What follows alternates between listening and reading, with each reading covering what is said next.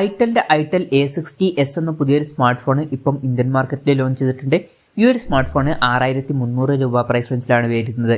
ഈ ഒരു വീഡിയോയിൽ നമ്മൾ നോക്കാൻ പോകുന്നത് Itel A60s എന്ന സ്മാർട്ട് ഫോണിന്റെ ഒരു സ്പെസിഫിക്കേഷൻ അനാലിസിസ് ആണ്. നമ്മൾ ആദ്യം എടുത്തു വരേണ്ട ഫീച്ചേഴ്സിനെ പറ്റി പറയുകയാണെന്നുണ്ടെങ്കിൽ, ഒന്നാമത്തെ ഒരു കാര്യം, ഈ ഒരു ഫോണിന്റെ ബേസ് വേരിയന്റിൽ തന്നെ 4 GB റാം എടുത്തിട്ടുണ്ട്. അതുപോലെ തന്നെ 64 GB ഇന്റേണലും വരുന്നുണ്ട്. 6300 രൂപ പ്രൈസ് റേഞ്ചിൽ പലപ്പോഴും 3 GB റാമും 32 GB ഇന്റേണലൊക്കെയാണ് വരാറ്. പക്ഷേ ഈ ഫോണിൽ 4 GB റാമും 64 GB ഇന്റേണലും കൊടുത്തിട്ടുണ്ട്. അതുപോലെ തന്നെ 7000 രൂപ പ്രൈസ് റേഞ്ചിൽ തന്നെ 4 GB റാമും 128 GB ഇന്റേണലും കൊടുത്തിട്ടുണ്ട്. 7000 രൂപ പ്രൈസ് റേഞ്ചിലൊന്നും അധികം നമുക്ക് 128 GB ഇന്റേണൽ കിട്ടാറില്ല. അപ്പം ഇതൊക്കെ നിങ്ങൾക്ക് വേണമെന്നുണ്ടെങ്കിൽ ഈ ഫോണുകൾ നിങ്ങൾക്ക് നോക്കാവുന്നതാണ് ഈ ഒരു പ്രൈസ് റേഞ്ചിൽ. പിന്നെ എടുത്തു വരേണ്ട മറ്റൊരു കാര്യം, ഈ ഫോണിൽ ഫിംഗർ പ്രിന്റ് സെൻസർ വരുന്നുണ്ട്. ഫിംഗർ പ്രിന്റ് സെൻസർ ഫോണിന്റെ ബാക്കിലാണ് വരുന്നത്.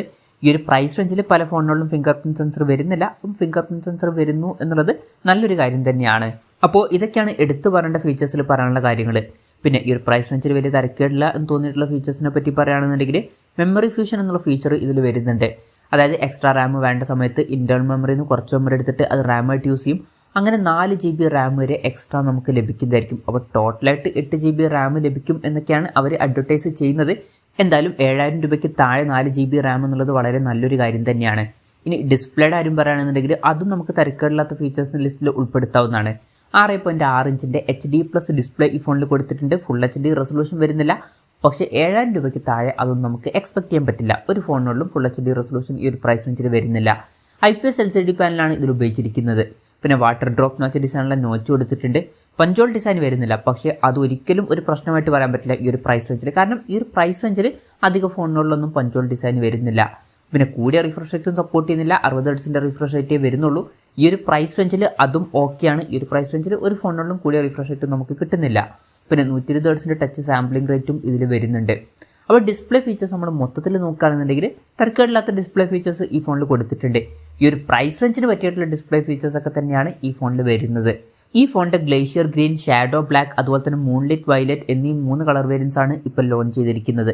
പ്രോസസ്സറിന്റെ കാര്യത്തിലോട്ട് വരികയാണെന്നുണ്ടെങ്കിൽ unisoc SC9863A1 എന്ന പ്രോസസ്സർ ഇതിൽ കൊടുത്തിട്ടുണ്ട്. ഈ ഒരു പ്രൈസ് റേഞ്ചിൽ ഇത് തിരക്കേടില്ലാത്തൊരു പ്രോസസ്സറാണ് എന്നൊക്കെ പറയാവുന്നതാണ്. ഈ ഒരു പ്രൈസ് റേഞ്ചിന് പറ്റിയിട്ടുള്ള ഒരു പ്രോസസ്സർ തന്നെയാണ് ഈ ഒരു പ്രോസസ്സർ. 5G സപ്പോർട്ടൊന്നും വരുന്നില്ല. മാക്സിമം 4G സപ്പോർട്ടാണ് വരുന്നത്. ഇപ്പം നമുക്ക് ഈ ഒരു പ്രൈസ് റേഞ്ചിൽ 5G ഒന്നും എക്സ്പെക്ട് ചെയ്യാൻ പറ്റില്ല. മെമ്മറി എക്സ്പാൻഡ് ചെയ്യണമെന്നുണ്ടെങ്കിൽ മെമ്മറി കാർഡ്സിലോട്ടൊക്കെ ഈ ഫോണിൽ കൊടുത്തിട്ടുണ്ട്. സിംഗിൾ സ്പീക്കറാണ് ഈ ഫോണിൽ വരുന്നത്. ഈ ഒരു പ്രൈസ് റേഞ്ചിൽ അത് ഓക്കെയാണ്. 3.5mm മോഡി ജാക്ക് ഈ ഫോണിൽ കൊടുത്തിട്ടുണ്ട്. Android 12 ബേസ് ചെയ്ത സോഫ്റ്റ്വെയർ ആണ് ഇതിൽ വരുന്നത്.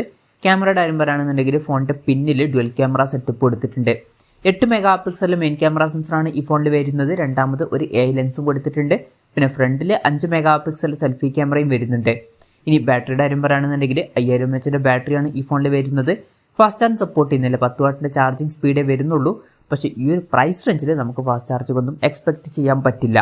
മൈക്രോ USB ചാർജിംഗ് പോർട്ടാണ് ഇതിൽ ഉപയോഗിച്ചിരിക്കുന്നത്. ഈ ഒരു പ്രൈസ് റേഞ്ചിൽ അത് ഓക്കെ എന്ന് പറയാം. അപ്പോൾ ഇതൊക്കെയാണ് തിരക്കേടില്ലാത്ത ഫീച്ചേഴ്സ് എന്ന ലിസ്റ്റിൽ പറയാനുള്ള കാര്യങ്ങൾ. ഇനി ഈ ഒരു പ്രൈസ് റേഞ്ചിൽ നിരാശപ്പെടുത്തി എന്ന് തോന്നിയിട്ടുള്ള ഫീച്ചേഴ്സ് എന്തെങ്കിലും ഉണ്ടോ എന്ന് വെച്ചാൽ, അങ്ങനെയൊന്നും ഉള്ളതായിട്ട് എനിക്ക് തോന്നിയിട്ടില്ല. നിങ്ങൾക്ക് എന്തെങ്കിലും തോന്നിയിട്ടുണ്ടോ എന്നുള്ള കാര്യം ജസ്റ്റ് ഒന്ന് കമൻറ്റ് ചെയ്യുക. ഇനി വിലയുടെ കാര്യം നോക്കുകയാണെന്നുണ്ടെങ്കിൽ, ഈ ഫോണിന്റെ 4 GB റാം 64 GB ഇന്റേണൽ വെർഷന്റെ വില വരുന്നത് 6299 രൂപയാണ്. അതുപോലെ തന്നെ 4 GB റാം 128 GB ഇന്റേണൽ വെർഷന്റെ വില വരുന്നത് 6999 രൂപയാണ്. ജൂലൈ 11 മുതലാണ് ഈ ഫോണിന്റെ സെയിലും കാര്യങ്ങളൊക്കെ സ്റ്റാർട്ട് ചെയ്യുന്നത്. എന്തായാലും ഓവറോൾ നോക്കുകയാണെന്നുണ്ടെങ്കിൽ 6300 രൂപ പ്രൈസ് റേഞ്ചിൽ തിരക്കേടില്ലാത്ത ഫീച്ചേഴ്സും കാര്യങ്ങളൊക്കെ ഈ ഫോണിൽ വരുന്നുണ്ട്. പിന്നെ എടുത്തു പറയേണ്ട 2 കാര്യങ്ങൾ എന്ന് പറയുന്നത്, ബേസ് വേരിയന്റിൽ തന്നെ 4 GB റാമും 64 GB ഇന്റേണലും വരുന്നുണ്ട്. അതുപോലെ തന്നെ ഫിംഗർ പ്രിന്റ് സെൻസറും ഇതിൽ കൊടുത്തിട്ടുണ്ട്. പിന്നെ 7000 രൂപയ്ക്ക് താഴെ തന്നെ 128 GB ഇന്റേണലും വരുന്നുണ്ട്. അപ്പം എടുത്തു പറയേണ്ട ചില കാര്യങ്ങളും വരുന്നുണ്ട്. ബാക്കി ഫീച്ചേഴ്സ് വലിയ തിരക്കേടില്ലാത്ത ഫീച്ചേഴ്സും ആണ്. അപ്പോൾ ഈ ഒരു പ്രൈസ് റേഞ്ചിൽ നിങ്ങൾക്ക് വേണ്ടത് 4 GB റാമും 64 GB ഇന്റേണലും, അല്ലാന്നുണ്ടെങ്കിൽ 4 GB റാമും 128 GB ഇന്റേണലും, അതല്ലാന്നുണ്ടെങ്കിൽ ഫിംഗർ പ്രിന്റ് സെൻസറൊക്കെ ആണെന്നുണ്ടെങ്കിൽ ഈ ഒരു ഫോൺ ഈ ഒരു പ്രൈസ് റേഞ്ചിൽ കൺസിഡർ ചെയ്യാവുന്നതാണ്.